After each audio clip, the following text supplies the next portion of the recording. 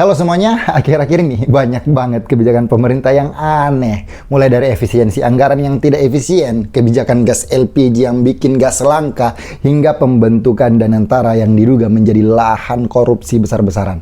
Belum lagi kita bahas pengangguran di Indonesia, lapangan kerja sektor formal makin berkurang. Ditambah lagi nih, pejabat-pejabat kita ngomongnya sembarangan. Pak Luhut ngatain kita gelap, Bahlil yang mempertanyakan nasionalisme kita, hingga presiden kita Pak Prabowo yang ngatain kita rakyatnya endasmu.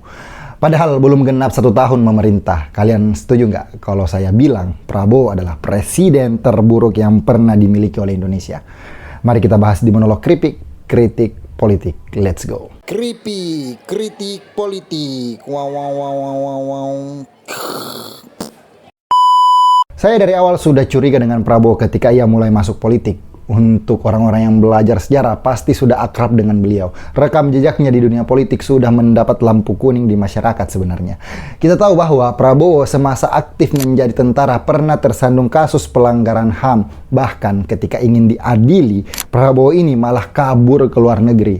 Kalian bisa carilah di media-media tentang kiprahnya di TNI seperti apa. Nah, dari rekam jejaknya saja, harusnya saat beliau masuk ke dunia politik, kita sebagai rakyat harusnya skeptis dan penuh kecurigaan. Saya nggak benci dengan beliau. Beliau adalah orang hebat, tapi sepertinya dunia politik kurang cocok dengan beliau.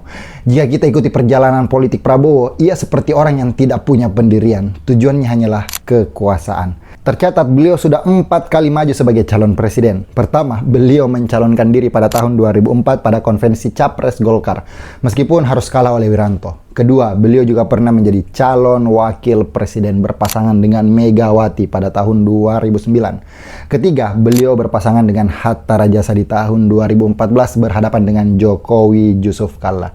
Dan terakhir, Prabowo berpasangan dengan Sandiaga Uno di tahun 2019 dengan lawan yang sama, yaitu Jokowi. Nah, dari 4 kali dia mencalonkan sebagai calon presiden, kelihatan banget beliau tujuannya hanyalah berkuasa. Di awal beliau berkoalisi dengan Megawati. Kemudian Megawati bersama dengan Jokowi menjadi lawan politiknya atau oposisi di tahun 2014 hingga 2019. Namun, tiba-tiba setelah kalah 2 kali, beliau memutuskan untuk ikut masuk dalam pemerintahan. Jujur teman-teman, di awal-awal saya respect dengan beliau dengan kegigihannya 4 kali mencoba dan gagal. Tetapi respect saya hilang ketika Prabowo nggak kuat jadi oposisi dan memutuskan untuk masuk ke pemerintahan, menjadi Menteri Pertahanan di periode kedua pemerintahan Jokowi. Prabowo terlihat sekali seperti sosok yang tidak punya pendirian, hanya mengejar kekuasaan. Di mana ada kekuasaan, disitulah Prabowo berpihak, sedangkan rakyat hanyalah bahan hinaan. Beliau fix hanya mementingkan kekuasaan, terlihat jelas dari langkah politiknya. Beliau ikut ke kubu Jokowi, padahal di awal-awal mereka bagaikan minyak dan air, nggak bisa bersatu. Apalagi tujuan beliau kalau bukan kekuasaan. Iya kan? Di berbagai kesempatan dalam wawancara pun beliau dengan jelas ngomong kalau beliau itu rugi saat jadi oposisi. Artinya memang Prabowo tujuan politiknya hanyalah berkuasa. Bagaimana caranya? Saya harus jadi presiden. Beliau tidak lagi tulus menjadi seorang presiden. Nah, kehausan Prabowo akan kekuasaan dan hanya mementingkan dirinya dan kelompoknya makin terlihat ketika ia dengan sadar memilih anak Jokowi sebagai wakilnya. Si anak manja yang butuh bantuan paman saat ingin dapat kerja. Gibran Raka Buming Raka. Prabowo makin ugal-ugalan menabrak demokrasi. Wakilnya yang lahir prematur dari konstitusi yang diobrak-abrik, intimidasi ke kepala desa hingga penggunaan bansos untuk mendulang suara. Itu kan yang dijelaskan oleh para aktivis di film Dirty Vote. Sangat jelas kerakusan Prabowo terlihat. Jadi teman-teman, masalah Prabowo bukan hanya dari memilih Gibran menjadi wakilnya, tapi mulai awal beliau masuk politik sudah terlihat gelagat anehnya. Dengan jalan kotor yang penuh dengan kemunafikan, Prabowo berhasil menang. Beliau menang karena memutuskan untuk bersekongkol dengan rezim yang jahat. Dan dari persekongkolan jahat ini memunculkan kelompok jahat yang baru. Beliau membentuk kabinet yang gemuk luar biasa. Prabowo dengan percaya diri bagi-bagi jabatan kepada para antek-anteknya yang memberikan dukungan dilakukan pada waktu pemilu. Ia merasa yang ia lakukan adalah hal yang benar. Bahkan beliau mengejek rakyatnya sendiri ketika dikritik. Kabinetnya terlalu gemuk. Beliau bilang, "Endasmu," kata makian yang sama sekali tidak pantas keluar dari mulut seorang presiden. Hal ini menunjukkan bahwa rakyat bukanlah prioritasnya. Rakyat hanya dijadikan bahan ejekan, bahan hinaan.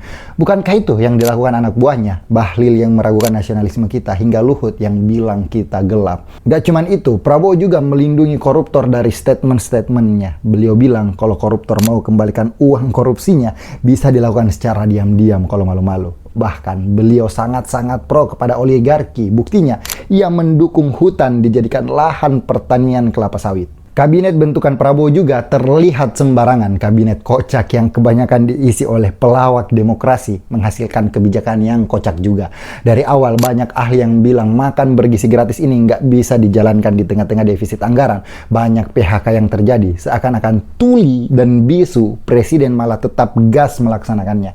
Hal ini berdampak pada efisiensi anggaran. Anggaran pendidikan dikurangi, anggaran kesehatan juga dikurangi. Dan di tengah-tengah kekacauan yang dibuatnya, beliau malah menambah beban baru, membentuk Danantara, sebuah super holding lembaga investasi yang mengelola 14.000 triliun aset BUMN. Penunjukan orang-orang di Danantara juga ngaconya minta ampun. Ada mantan koruptor di sana, ada presiden nepotisme di sana, hingga anak menteri semuanya dikasih jabatan.